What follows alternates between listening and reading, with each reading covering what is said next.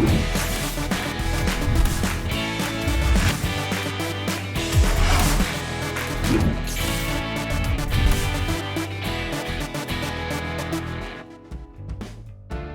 स्वागत आप सभी का स्पोर्ट्स जिंदगी के शो में जिसका नाम है खेलों में खास। खेलों में खास के साथ मैं हूं संजय बैनर्जी। अगर आज की खबरों पर हम नजर दौड़ाएं तो सिर्फ 2 या 3 बड़ी खबरें दिखाई देती हैं और वो सब के सब क्रिकेट की दुनिया से जुड़ी हुई है। पहला तो ये कि इंग्लैंड और आयरलैंड की जो सीरीज है वो अब समाप्त हो चुकी है, लेकिन एक सीरीज समाप्त हुई तो दूसरी सीरीज आज से शुरू हो रही है। इंग्लैंड और पाकिस्तान टेस्ट सीरीज में एक दूसरे के सामने भिड़ रहे हैं और सबसे बड़ी खबर जिस पर काफी चर्चा चल रही है कल देर शाम से वो ये कि वीवो जो है वो आईपीएल की स्पॉन्सरशिप से कम इस साल हट रहा है। ऐसे कयास लगाए जा रहे हैं, ऐसी उम्मीदें बताई जा रही हैं। तो ये हैं आज की खास खबरें और क्रिकेट पर चर्चा के लिए हमेशा की तरह मौजूद हैं हमारे साथी former test player Ashok Malhotra. Ashok ji, welcome, स्वागत आपका। धन्यवाद संजीव। अशोक जी, सबसे बड़ी बात, आयरलैंड और इंग्लैंड की सीरीज तो अब समाप्त हो गई और जाहिर है कि इंग्लैंड ने यह बता दिया कि किस तरह से उन्होंने डोमिनेट किया है आयरलैंड को, न सिर्फ इस सीरीज में बल्कि अब तक का दोनों का इतिहास बताता है कि बिल्कुल एक तरफा सीरीज रही। और आयरलैंड ने थोड़े बहुत स्पार्क जरूर दिखाए, कुछ अच्छे प्रदर्शन हुए आयरलैंड से, लेकिन पूरी तरह से इंग्लैंड का डोमिनेशन। और ये कहानी इस बार की नहीं, हर बार की है। बिल्कुल, और कहीं ना कहीं बहुत बहुत फर्क है दोनों टीमों में। कहते ना कहाँ राजा भोज और कहाँ गंगूली। हालांकि थोड़ा सा जलवा जरूर बिखेरती है आयरलैंड की टीम और इतिहास गवाह है कि वर्ल्ड कप में उनका प्रदर्शन आम तौर पर अच्छा है, लेकिन इंग्लैंड के विरुद्ध जैसा आपने कहा लगा था वो निराश तक। तो आयरलैंड की सीरीज के बाद अब आज से शुरू हो रहा है इंग्लैंड और पाकिस्तान के बीच टेस्ट मैचों का सिलसिला। आप जानते हैं कि पाकिस्तान ने अच्छा खासा इंतजार किया है इंग्लैंड में पहुंचकर इस सीरीज के लिए और आज से ये सीरीज शुरू हो रही है। सबसे बड़ी बात, पाकिस्तान की टीम का अगर हम जिक्र करें तो कई चौंकाने वाले उसमें फैसले दिखाई देते हैं। पता नहीं फाइनल 11 में कौन आएगा। सरफराज अहमद की लंबे समय के बाद वापसी हुई है। फवाद आलम 11 सालों के बाद लौट रहे हैं। आप किस तरह का स्क्वाड देखते हैं पाकिस्तान का? फखर जमा इस टीम के अंदर नहीं है, बाबर आजम टीम के वाइस कैप्टन है।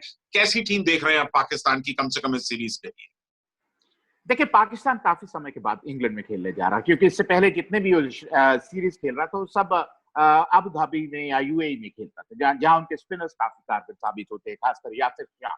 लेकिन एक बात तय है कि पाकिस्तान के पास अच्छे खासे तेज गेंदबाज है। मोहम्मद अब्बास हैं जिन्होंने 78 विकेट लिए हैं केवल 18 टेस्ट मैच में।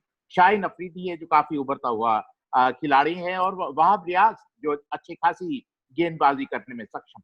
तो अच्छी खासी, जहां तक गेंदबाजी का सवाल है उसमें मेरे को ज्यादा कोई कमी दिखाई नहीं देती। लेकिन जहां बल्लेबाजी का सवाल है, बाबर आजम अकेला ऐसा खिलाड़ी है, इकलौता ऐसा खिलाड़ी है जो वर्ल्ड क्लास, जो लगातार बल्ले से अपनी छाप छोड़ता चला जा रहा है। अजहर अली क्या अपनी छाप छोड़ पाएंगे एक कप्तान की हैसियत से या एक प्रारंभिक बल्लेबाज की हैसियत से? इमामुल हक क्या उस तरह की पारियां खेल पाएंगे जो एक मजबूती प्रदान करें? और फिर असद शफीक जो उनका काफी महत्वपूर्ण खिलाड़ी है मध्य क्रम में, वो किस अंदाज से बल्लेबाजी करता है, इस पे काफी कुछ निर्भर करेगा। लेकिन एक बात तय है कि दूसरी सत्र में ये क्रिकेट हो रही है जहां स्पिनर्स को मदद मिलने की संभावना। ओल्ड ट्रैफर्ड मैनचेस्टर में ये टेस्ट मैच शुरू हो रहा है और जाहिर है कि फास्ट बॉलर्स के लिए अच्छी खासी मदद मिलती है। और जहां तक इंग्लैंड का सवाल है, उनकी जो फास्ट बैटरी है वो जबरदस्त है। अशोक जी, जी हम, जब से स्टुअर्ट ब्रॉड की वापसी हुई इंग्लैंड में नई जान आ गई। स्टुअर्ट ब्रॉड ने जिस तरह वेस्टइंडीज के विरुद्ध बैक टू बैक दोनों मैचेस में अच्छा प्रदर्शन किया है, और फिर उनका जोड़ीदार के रूप में एंडरसन अच्छी खासी गेंदबाजी करते हैं, और जोफ्रा आर्चर जिसके पास गति है, जो इंटिमिडेट करने की संभावना है, तो उनके खौफ लगता है बल्लेबाजों। और फिर बेन स्टोक्स अगर वो पूरी तरह फिट हो जाते हैं तो 4 अच्छे खासे गेंदबाज हैं जो किसी भी टीम पे भारी पड़ सकते हैं, और खासकर इंग्लैंड में पाकिस्तानी जैसी बल्लेबाजी जो आमतौर पर पाकिस्तान में लड़खड़ाती। अशोक जी, इंग्लैंड के विकेट्स पे आपको भी खेलने का अच्छा खासा तजुर्बा है। आपने वहां काउंटी क्रिकेट में भी काफी समय बिताया है। मैनचेस्टर का जो विकेट है, ओल्ड ट्रैफर्ड का जो विकेट है, क्या लगता है आपको टॉस जीतने के बाद? टेस्ट मैच है, बैटिंग करेंगे, बड़ा एक टारगेट सेट करने की कोशिश करेंगे, जो भी जीतेगा? देखिए, मेरे को यही लगता है कि जो भी टॉस जीतेगा वो बल्लेबाजी करने की कोशिश करेगा। अनटिल एंड अनलेस के विकेट पे बहुत ज्यादा घास रखी जाती है, तब हो सकता है आप फील्डिंग करें। लेकिन जिस तरह की विकेट वेस्ट इंडीज में थी, क्योंकि सबसे बड़ी जो मैं अगर कहूं कि कमजोरी वेस्ट इंडीज में दिखाई दी, टॉस जीता और उन्होंने हर बार इंग्लैंड को आमंत्रित किया, और फिर क्योंकि बिल्कुल आप टॉस जीतिए, रन बोर्ड पे लगाइए और दूसरी टीम को दबाव में डालिए, यही आपका मंत्र होना चाहिए। ठीक कहा आपने अशोक जी। जेसन होल्डर का जो रिकॉर्ड है, अगर आप इस सीरीज में भी देखें, उन्होंने 2 बार टॉस जीता और दोनों बार टॉस जीत करके पहले फील्डिंग चूज की, और इससे पहले ज्यादातर मैचेस में जिनमें उन्होंने टॉस जीतकर फील्डिंग चूज की थी, वेस्ट इंडीज को शिकस्त झेलनी पड़ी थी। मैनचेस्टर में वेदर बहुत साफ नहीं है, बारिश के जो इम्कान है, काले बादल हैं, वो छाए रहेंगे, और ऐसे में शुरुआती बल्लेबाजी करना वो भी थोड़ा सा आसान नहीं होगी, क्योंकि जहां पर बिल्कुल फ्रेश विकेट हो, मौसम काफी हेवी हो, वहां पर इनिशियल बैटिंग भी संभल करके करनी होगी।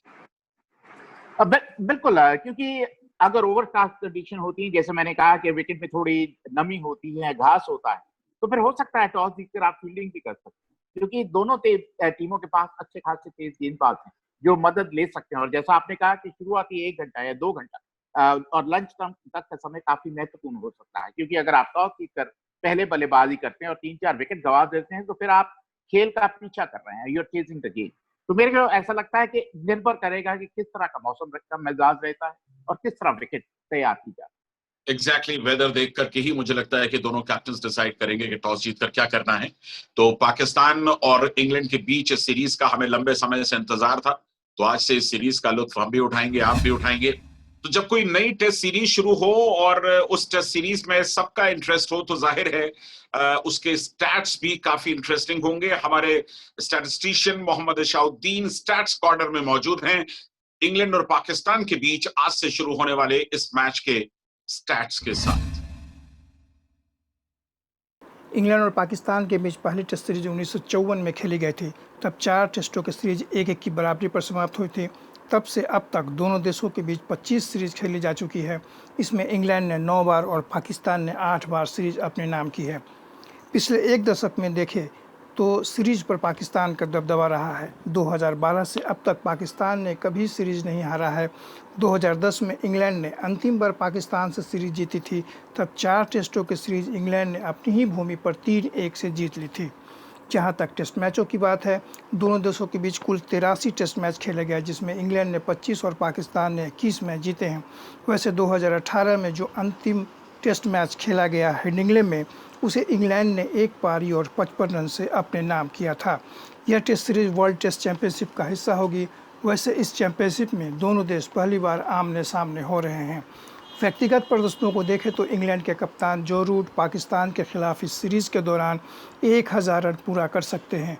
उन्हें इसके लिए 84 रन और बनाने होंगे। ऐसा करने पर वो एलिस्टर कुक और डेविड गॉबर के बाद 1000 रन बनाने वाले इंग्लैंड के तीसरे बल्लेबाज हो जाएंगे। इंग्लैंड के खिलाफ 1000 रन पूरा करने के करीब पाकिस्तान के असद शफीक और अजहर अली भी हैं। पाकिस्तान के कप्तान अजहर अली 5919 रन और बाबर आजम 1850 रन बना चुके हैं।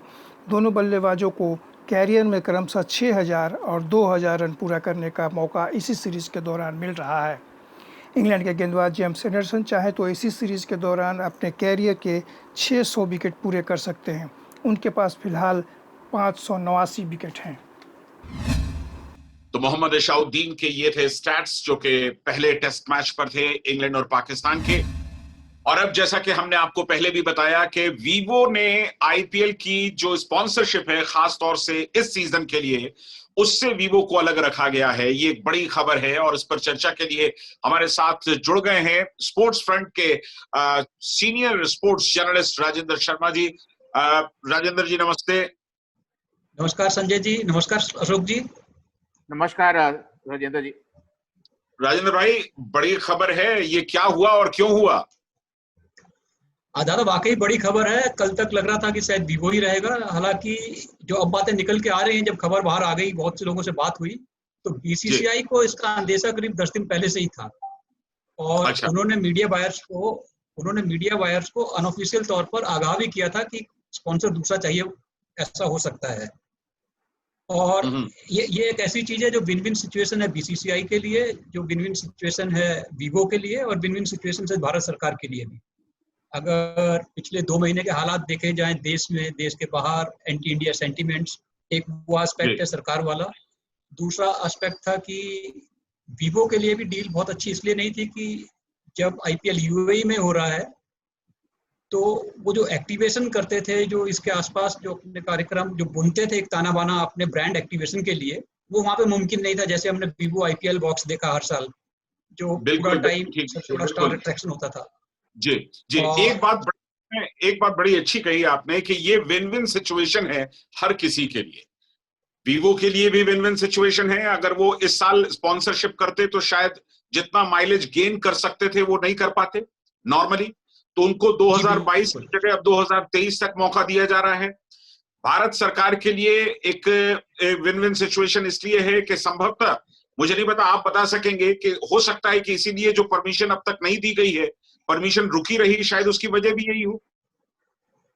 दादा उससे जोड़कर तो देखा जा रहा है, लेकिन कहना बड़ा मुश्किल है। हो सकता है कि अगर वीवो नहीं हटता या ऐसी कोई टेक्निकल डील रहती, लेकिन कहा जा रहा है, ये कहा जा रहा है और ये जानकारी मिल रही है कि गवर्नमेंट का एक प्रेशर था कि बीसीसीआई जो है किसी तरह वीवो से अलग हो जाए। और सुनने में ये भी आ रहा है कि अब जब बीसीसीआई उसका विकल्प तलाशेगी तो गवर्नमेंट से साथ में मददगार रहेगी।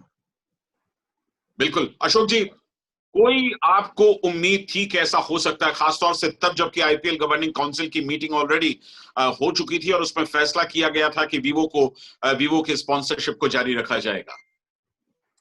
क्या उम्मीद थी? देखिए, सबसे बड़ी बात है कि गवर्नमेंट ने खुद कहा है कि हम चाइनीज जितने ऐप हैं उनको उनके साथ जुड़ना नहीं चाहते। और फिर होम मिनिस्टर हमारे अमित शाह जी, जिन्होंने ये फैसला लिया था, या मोदी सरकार ने ये फैसला लिया था, और बीसीसीआई के जो हमारे सेक्रेटरी हैं वो अमित शाह के सुपुत्र, तो कहीं ना उन पे भी दबाव होगा, क्योंकि ये कहीं ना कहीं जो दबाव है, गवर्नमेंट का दबाव है, जनता का दबाव है, जो आजकल चाइनीज ऐप से थोड़ी सी एलर्जी सी हो गई है, जिसके चलते फैसला किया। और जैसे राजेंद्र जी कहा कि सबके लिए विन विन सिचुएशन है।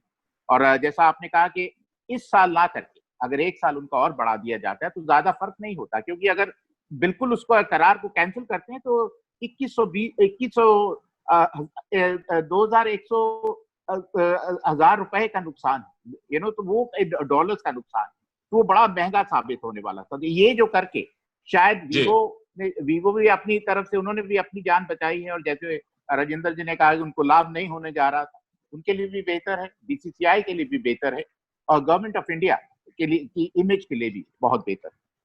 बिल्कुल। राजेंद्र भाई, फ्रेंचाइज की सेहत पर कोई असर पड़ेगा वीवो के हटने का? 20 करोड़ वो हर फ्रेंचाइज को देते थे अब तक।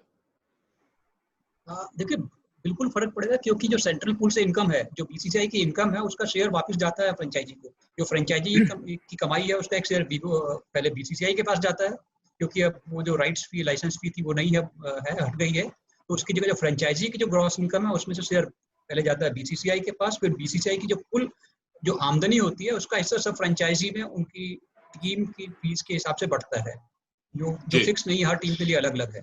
तो जाहिर तौर पर इस बार आमदनी कम होगी। फ्रेंचाइजीज की गेट मनी से होने वाली आमदनी पहले बंद हो गई है। उसके बाद दूसरा आता है कि सेंट्रल पूल से जो उनको मिलनी है उसमें सीधे इस बार करीब 190 से 210 करोड़ तक का घाटा होने वाला है।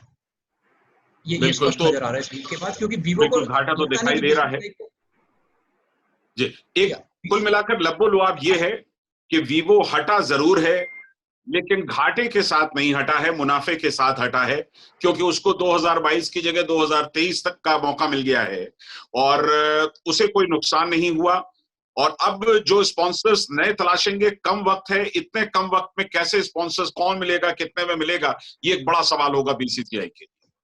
बीसीसीआई टेंडर प्रोसेस लॉन्च करने वाली है, अगले 102 दिन में टेंडर अनाउंस करेगी। टेंडर के थ्रू ही होगा, हालांकि मुमकिन है कि नेगोशिएशन हो जाए और वो पार्टी उसके हिसाब से टेंडर करें, वो एक संभावना रहती है कि मार्केट को असेस करें और कौन एक दो पार्टी जो बिडर्स हैं उनको पता है कब तक मिलेगा। वीवो के लिए ज़्यादा अनिश्चितताएं बहुत थी। वीवो के लिए अनिश्चितता ये थी, एक तो रिकवरी जितना उनका इन्वेस्टमेंट वो नहीं हो रही थी, और उसके अलावा अगर आप देखिए कि हाल में जो भारतीय सरकार ने जो चाइना के साथ अपनी जो नाराजगी जताने के लिए जो फैसले लिए हैं, उन सब फैसलों पे वीवो जैसी कंपनियों का असर पड़ रहा है।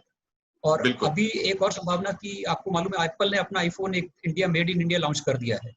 तो अब सुनने में ये भी आ रहा है कि गवर्नमेंट के स्तर पे जो विदेशी फोन बनाने वाली कंपनियां, मोबाइल फोन बनाने वाली कंपनियां, उनको बोला जाएगा कि आइए आप यहाँ पर अपना फोन असेंबल कीजिए और वो मेड इन बिल्कुल इंडिया को बिल्कुल बढ़ावा ओपन देने मार्केट है और चाइना के खिलाफ ओपन मार्केट। एक रोष, लेकिन चाइना हाँ, के संजय जी, खिलाफ इसमें एक चीज रोष क्लियर तो करना निश्चित चाहूंगा। तौर पर है। जी संजय जी जी, क्लियर करना चाइना चाहूंगा के कि खिलाफ जब ये मार्केट राजेंद्र भाई वक्त हमें इजाजत नहीं देता कि हम इस डिस्कशन को और आगे चलाएं, क्योंकि काफी वक्त हम लोग बातचीत कर चुके हैं और ये एक ऐसा विषय है कि इस पर आप जितनी देर तक बात कर सकते हैं शायद इसके लिए समय कम पड़ जाए। और बहुत बहुत शुक्रिया राजेंद्र शर्मा जी हमसे जुड़ने के लिए, और अशोक मल्होत्रा जी आपको भी बहुत बहुत शुक्रिया। इस प्रोग्राम में आपसे फिर मुलाकात होगी। आप दोनों को धन्यवाद। नमस्कार। धन्यवाद संजय।